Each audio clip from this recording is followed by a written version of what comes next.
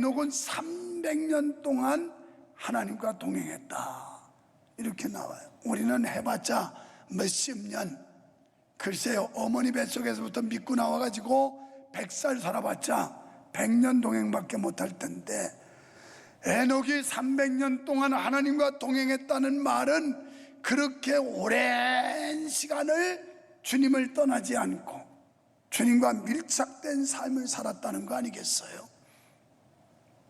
우리들이 신앙생활하면서 변함없는 믿음을 갖는다는 게 말처럼 쉽지 않아요. 감정에 따라 기복이 있고, 신앙이 오르락내리락하고, 환경과 분위기에 따라서 믿음이 올라갔다 떨어졌다 하고, 이게 우리 인간들의 삶일 텐데, 에녹은 300년을 하나님과 동행했고, 우리도 이렇게 주님과 함께 하다가 주님이 우리 오라 하실 때 기쁨으로 할렐루야 찬송 부르며 주 앞에 설 수 있게 되기를 축원합니다. 여러분, 우리는 지금 열강들에 대한 하나님의 경고를 11번 들었습니다. 그리고 오늘 12번째 마지막 경고를 들어요. 경고의 대상은 두로라는 나라입니다. 이 두로라고 나라는 해상무역을 왕성하게 해서 부를 축적했고 아주 부유한 국력을 가지고 있던 나라가 두로입니다. 뿐만 아니라 두로는 많은 주변 나라들을 식민지 삼아가지고 지배하고 다스리던 나라이기도 합니다. 두로는 이스라엘 북쪽 섬에 있는 그런 민족으로서 여호수아 군대가 정복하지 못한 가나안 족속들에 해당되는 사람들이에요. 근데 이 사람들이 이렇게 부유한 나라, 부강한 나라를 만들었었는데 결국 하나님께서 멸망시키겠다고 하는 선언인데요, 이들은 애굽을 비롯해서 멀리 스페인의 다시스까지 무역로를 개척해서 당시의 최고 상선의 각종 호화품을 실어 나름으로써 많은 부를 쌓을 수 있었습니다. 하지만 오늘날도 마찬가지지만 상업과 무역 도시는 사치와 성적 방종이 판치는 환락의 도시로 전락하는 경우가 많이 있습니다. 7절에 보면 두로 역시 환락의 도시가 되었습니다. 세상 재물이 타락의 도구로 쓰이게 된 것입니다. 그 결과 8절로 12절의 두로는 하나님의 심판을 면할 수가 없었습니다. 하나님께서는 이방 바벨론 나라로 시작해서 두로까지 몰락할 것을 경고해 오셨습니다. 바벨론은 지상에서 강한 나라였고 두로는 해상에서 강한 나라였습니다. 두로는 가나안 땅 해변 북쪽에 있는 고대 무역 중심지였으며 전쟁의 요새였습니다.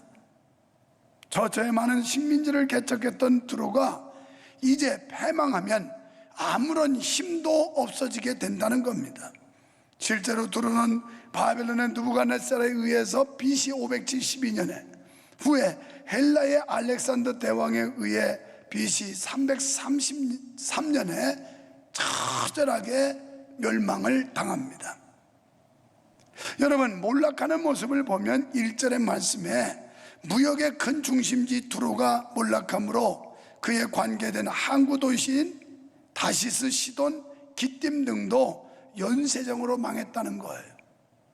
왜냐하면 어차피 해상 무역이 활발했던 두로라는 나라가, 이 나라가 경제적으로 압박을 받고 결국 두로가 이 상업적 교류를 중단하게 되니까 그와 거래했던 모든 나라들도 연쇄적으로 망했다는 거예요. 지금 이 코로나 전염병 때문에 세계가 난리를 겪고 있는데, 지금 여러 루트로 들어보면 해외에서 관광객을 상대로 해서 생계를 유지하고 사업을 했던 그런 교민들이 모두 업장의 문을 닫고 한국으로 철수하는 예례가 아주 빈번하다는 얘기를 들어요. 왜냐하면 관광객이 더 이상 가지를 않으니까 그들이 소득이 없고 가게세도 감당할 수 없고 그래서 문 닫고 철수한다는 얘기를 듣습니다. 지금 그와 똑같아요. 두로라고 하는 나라가 패망하니까 거기에 연루됐던 주변의 무역국들, 이들도 결국 망했다는 겁니다. 2절에 보면 해변 거민들아 잠잠하라 그랬는데, 해변 거민들은 시돈 상인들이 왕래하며 무역하는 지중해 해변의 여러 나라 거민들을 말씀하는데, 상인들의 왕래가 끊어짐으로 잠잠해진다는 뜻입니다. 주전 10세기경 두로는 다윗과 솔로몬 치하의 이스라엘과 긴밀한 우호관계에 있었습니다. 그래서 이 두로는 솔로몬의 궁전과 예루살렘 성전을 지을 때 백향목과 잣나무, 이것을 뗏목으로 묶어서 바다로 수운하는 이런 사실이 열왕기상 5장 1절로 12절에 보면 나올 정도로 이렇게 아주 이스라엘과 깊은 유대 관계를 가지고 있었던 나라입니다. 이러한 공이 참작되었는지 두로는 끝내 멸절되진 않고 잠시 잃어버린 바 되었다가 70년이 지난 후에 다시 회복되리라 하는 말씀이 16절로 17절의 내용입니다. 어쩌면 이 말씀은 바벨론 왕조 70년 후에 회복을 뜻하는 듯합니다. 우리는 앞서 설교를 들을 때 바벨론, 그렇게 부강하고 부유하고 화려했던 나라가 망하게 되는데 결국 70년밖에 나라가 존속을 못했다는 걸 기억할 수 있습니다. 아무튼 17절에 하나님의 권고하심으로 다시 회복된 두로는 예전처럼 거짓 많고 술수 많은 기묘한 곡조의 노래를 부르며 열방과 음란을 행할 것이었다 그랬습니다. 그러나 죄 많은 곳에 은혜도 있는 법, 두로와 시도는 신약시대에 예수 그리스도의 복음을 받아들이고 변화될 것을 말씀하고 있는 겁니다. 여러분, 마가복음 7장 24절에 보면 예수님께서 두로와 시돈에 가셔서 복음을 전하셨다 이렇게 기록하고 있습니다. 그래서 18절에 보면 제물을 여호와께 드릴 것을 말씀하고 있습니다. 마치 누가복음 19장 1절 이하에 나오는 삭개오의 회심처럼, 여러분, 삭개오는 그냥 예수만 믿은 게 아니에요. 그가 믿음을 가지면서 물질도 거듭났다는 얘기예요. 그래서 예수님을 만난 뒤에 삭개오가 고백한 게, 내가 네 것을 토색한 일이 있으면 4배나 갚겠습니다 라고 말해요. 내가 불법한 방법으로 물질을 모았다면 그것을 토설해내겠다는 거예요. 토해내겠다. 여러분, 이렇게 정상적인 방법으로 얻어진 물질이 아니면 하나님께 영광이 되지 않는다는 얘기예요.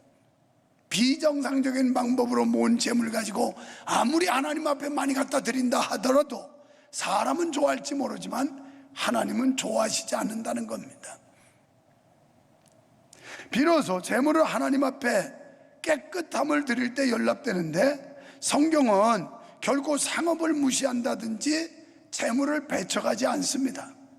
데살로니가전서 4장 11절로 12절에 보면 너희에게 명한 것 같이 종용하여 자기 일을 하고 너희 손으로 일하기를 힘쓰라. 열심히 노력해서 건강하고 그리고 정상적이고 바른 방법으로 물질을 모으라는 겁니다. 그러면서 이는 외인을 대하여 단정히 행하고 믿지 않는 사람들을 상대할 때 또한 아무 궁핍함이 없게 하려 함이라. 여러분, 예수 믿는 사람들이 부유해져야 합니다. 예수 믿는 사람들이 넉넉해져야 합니다. 아멘. 그러나 그 방법도 깨끗해야 된다는 거예요. 돈을 많이 벌어야 되고 필요하지만 돈을 버는 방법 또한 깨끗하지 않으면 안 된다는 거예요. 믿지 않는 사람을 향해서 단정히 행하라.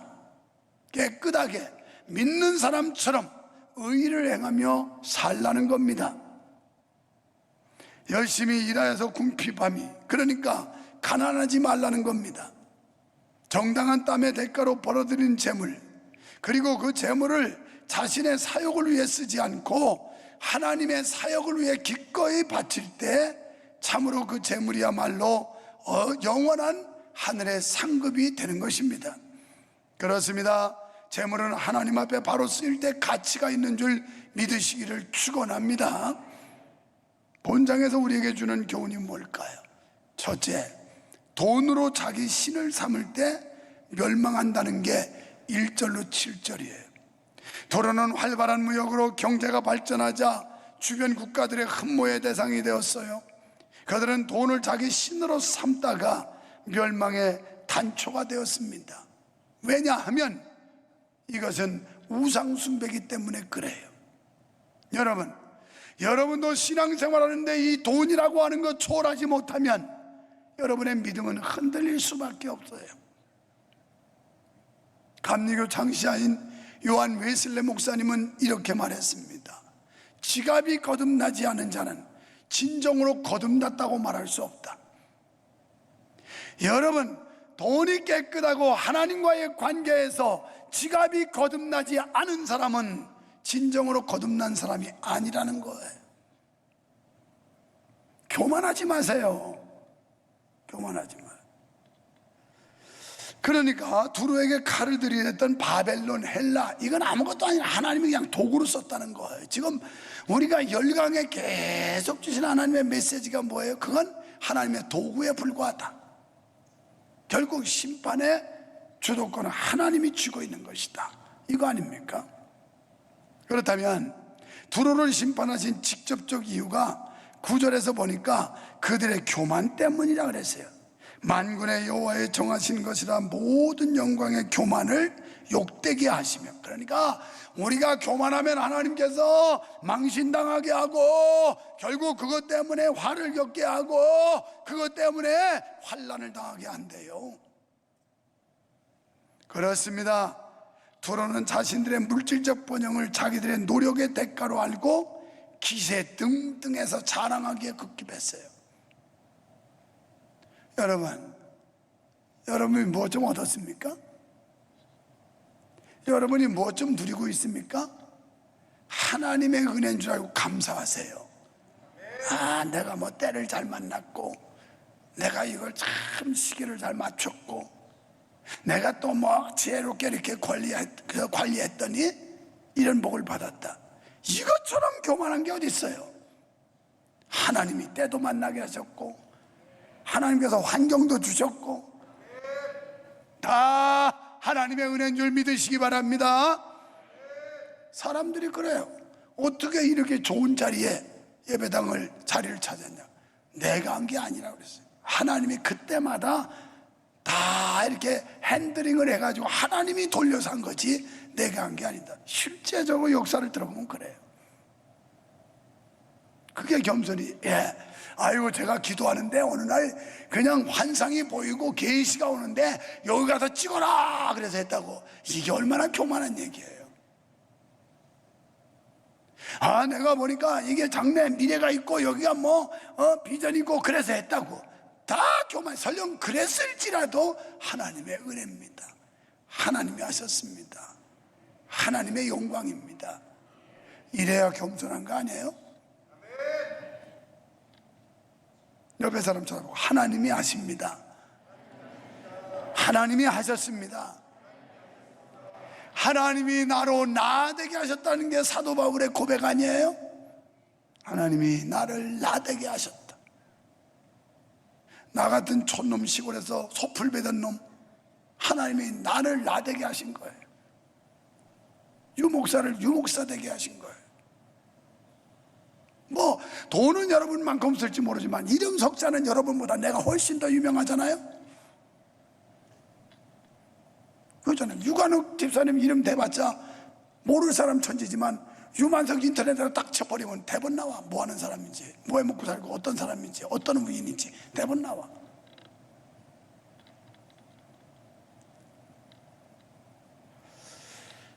여러분, 야고보서 4장 6절에 보면 하나님이 제일 싫어하는 게 교만이라는 거예요.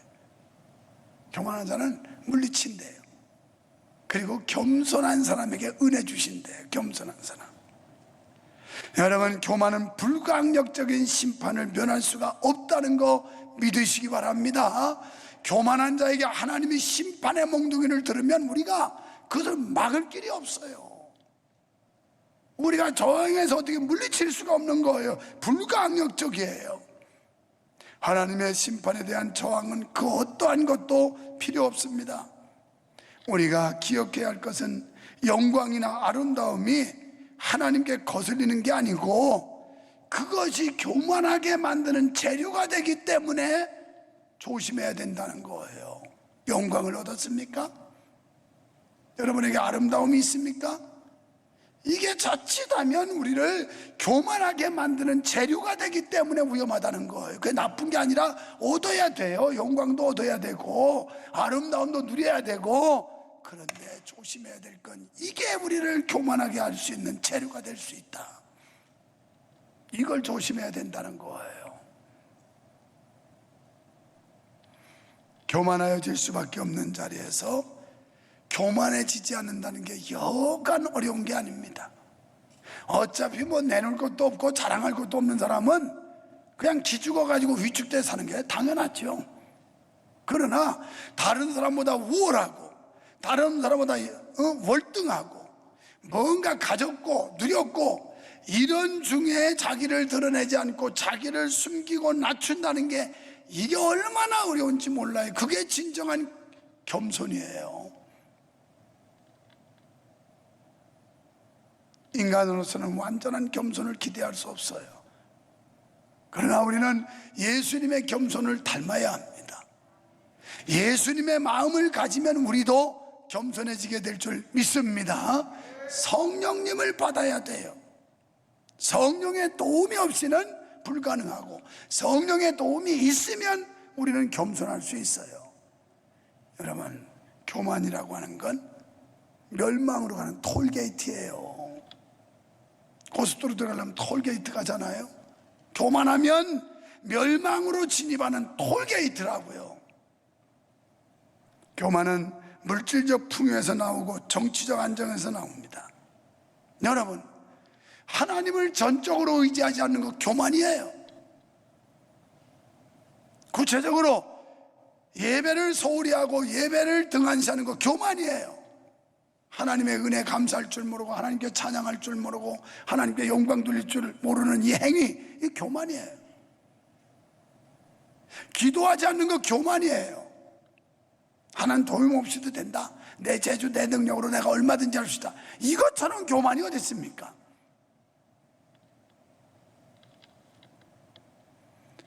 지난 금요일날 깜짝 놀랐어요. 아무래도 뭐 휴가 피크고 해서 다 제 갈 길로 가고 얼마나 기도를 오겠나 싶어서, 그래서 금요 기도에는 목숨을 걸기 때문에 이 목이 다 이게 맛이 갔는데, 에이 사람도 별로 안 올 테고 그냥 목도 보호할 겸 그냥 건너뛰고 부목사들 시켰으면 좋겠다 하는 게 여기까지 올라왔어요. 그러나 순간 이 예배당에 오기 전에 아니야, 단 10명이 모이든 20명이 모이든 그들이 불쏘시개가 되고 그들이 성령을 받으면 교회를 변화시킬 수 있어 하고 왔는데, 세상에 지난 금요기도에는 더 많이 온 거예요. 얼마나 많이 왔는지. 집에 갔더니 우리 이영주 유보라 집사가 자기들도 감탄하더라고. 와, 진짜 많이 왔더라고. 여러분, 기도하지 않는 것처럼 교만이 없어요. 하나님 없이, 하나님의 도움 없이 살 수 있다는 거죠. 이게 얼마나 큰 교만인지 아세요? 내 재주로, 내 능력, 내 수고로, 내 노력으로 다 할 수 있어. 무슨 기도가 필요해? 이게 교만이 올시다. 하나님 은혜 감사할 줄 모르는, 예배로 영광 돌릴 줄 모르는 거 교만이에요. 주를 위해 헌신할 줄 모르는 거 교만이에요. 세 번째, 13절로 18절에 보면 하나님을 떠나면 멸망하고 회개하고 돌아오면 구원받는다는 얘기예요. 그러니까 불순종하고 하나님을 멀리하면 망하고 회개하고 주님께 돌아오면 흥하고, 그 얘기입니다. 사랑하는 여러분, 여러분 흥하시렵니까? 망하시렵니까? 당연히 흥하기를 원하겠죠. 그러려면 우리를 돌아보고 우리의 죄를 뉘우치고 하나님께로 회개하고 돌아와야 된다는 거예요. 여러분, 결국 바벨론 느부갓네살에 의해서 바벨론이 이제 멸망하는데, 두로가 바벨론이 멸망을 기점으로 해서 다시 회복될 걸 말합니다. 그런데 바벨론을 메데파사라는 나라가 멸망시키는데 결국 두로가 회복은 됐지만 그들은 힘을 잃어버렸어요. 그래서 강대국의 비율을 맞추며 살게 된 겁니다. 말 그대로 강대국의 시중을 드는 창기와 음료로 전락하게 된 것입니다. 결국 하나님께서 두로를 권고하셨는데 두로가 회개하게 되었어요. 여러분, 인간은 본질적으로 부패하고 완악하기 때문에 하나님과 성령님의 강권적인 역사가 없이는 회개하지 않습니다. 여러분, 착각하지 말으셔야 할 건, 이렇게 그냥 제한된 시간에 설교를 들으면서 아 그렇구나, 잠시 뉘우침, 그거 회개 아니에요. 예배 시간에 설교 몇 마디 듣고 아 그렇구나, 내가 잘못했네, 그거 회개 아니에요. 지금 이런 일, 뉘우침을 지금 반복하고 있어요. 여러분은 매 예배 와서 하나님의 12번째 경고의 음성을 들으면서 뉘우치기는 해요. 그러면 안 되겠구나, 그러면 안 되는 거구나. 그런데 그 다음이 없어요. 이건 회개가 아닙니다. 회개는 안 되겠구나, 잘못됐구나 하면 그 자리에서 방향을 전환해야 돼. 180도로 깨닫고 고치고 돌아서는 게 회개예요. 그런데 지금 우리의 회개는 그냥 잠깐 뉘우치고 하나님 잘못해서 용서해 주세요, 이게 다 회개라고 생각을 해요. 그래서 여러분 속에 성령이 임해야 근본적인 변화를 일으킬 수 있고 우리의 심령을 바꿔놓을 수가 있는 거예요. 여러분, 회개한다는 것은 하나님의 은혜의 기회라는 겁니다. 어떤 죄라도 하나님 앞에 회개하기만 하면 용서를 받고 다시 하나님으로부터 은혜를 받을 수 있는 거예요. 두로는 회개했습니다. 결과가 뭘까요? 18절에 보니까 그 무역한 것과 이익을 거룩히 여호와께 드리고, 이것이 회개의 증거예요. 전에는, 망하기 전에는 무역해서 이익을 낸 걸 전부 자기들 그냥 뭐 싸바르는데 자기들이 누린 데 다 썼는데, 예수 믿고 회개하니까 그것을 거룩한 여호와께 돌렸다, 이렇게 나와요. 이게 돌아선 거예요. 이제 두로는 과거의 두로가 아니라 달라지고 변화된 두로였습니다. 여기서 우리가 깨닫게 되는 것은 환난이 때로는 우리를 회개케 한다는 사실이에요. 그 환난을 통해서 우리를 돌아서게 만들고 정신 차리게 만들고 하나님 앞에 돌아오게 만들고, 그러니까 환난이 어떻게 보면 우리에게 축복일 수 있어요. 그런데 환난을 당하고 돌아서실래요? 알아차려서 스스로 돌아서실래요? 당연히 후자겠죠. 후자를 싫어하는 사람 한번 환난 좀 당해보세요. 당해보세요. 집안이 어수선하고 모든 게 엉키고 설키고 복잡하고 막 몸에 갑자기 병이 생기고, 하여튼 애새끼들은 말 안 듣고 딱 가출하고 탈출하고, 한번 환난을 당한 뒤에 천부여 의지 없어서 손 들고 옵니다, 이러실랍니까? 아니면 이렇게 오늘 이 시대에 우리에게 경고의 음성을 주시는 그 이사야 선지자를 통해 이사야 선지 시대에 있었던 시대를 우리에게 지금 영적인 교훈으로 주실 때, 이 자리에서 우리가 빨리 회개하고 돌아서 하나님 앞에 바로 서시렵니까? 당연히 후자가 되시기를 축원합니다. 여러분, 이 세상의 흥망성쇠는 하나님의 주권에 있어요.